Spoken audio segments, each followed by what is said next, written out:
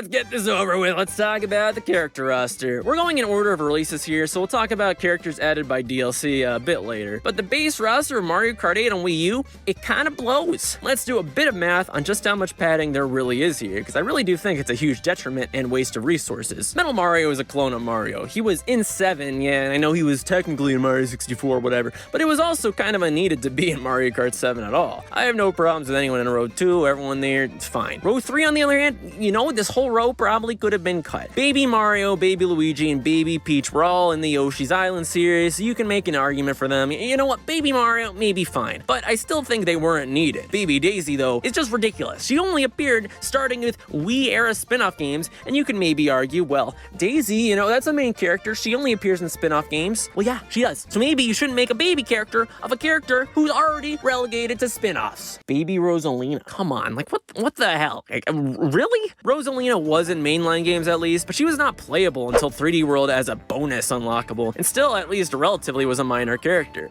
She barely even appeared in Galaxy 2, to be completely honest. Then we have Pink Gold Peach. Now, what can be said about this character that hasn't already been said? People have memed on this for 10 years, but it really is just a disgrace to the franchise. Then we have all 7 Koopalings. Now, I think this was jumping the shark beyond a reasonable doubt. Whether you like the Koopalings or not, we did not need all 7. Here's the problem. We're missing some of the best Mario characters of all time here, at least in terms of spin-offs. No Dry Bones, no Birdo, no Diddy Kong, no Boo, no Bowser Jr., not even the goddamn Moofish. If they were here and the Koopalings were kind of just added as a bonus, I think that'd be fine. But these guys, who most people were sick of by 2014 due to the abundance of new Super Mario Bros. Games, took up some really valuable slots. Obviously, there's one final character being the Mii's. I mean, these don't really count as a character, so I'm not going to put them in the final math count. This puts us at 29 characters, with 14 debatably being filler, nearly half of the entire roster. And yes, I know some of this is just nitpicking, so let's double down and nitpick some more. I'm not freaking around right now. Another problem I have is that I feel like this character layout is genuinely nonsensical. Look how long it takes to select Wario. For one, it feels strange to me that Wario, Waluigi, Donkey Kong, and Bowser are all hanging out towards the bottom. Maybe you could argue because they're evil that they deserve it, but having row 3 above them at a very minimum is just strange. Then in row 2, why the hell did they separate Toad and Toadette? Did they have a fucking divorce? All this has been talked about in various videos, I'm sure. We're not really covering that much new ground here, but I do think it's at a very minimum kind of a detriment to the UI. I much prefer how Mario Kart Wii did it. Here, the characters were listed by weight class, so it was less about importance and more about convenience.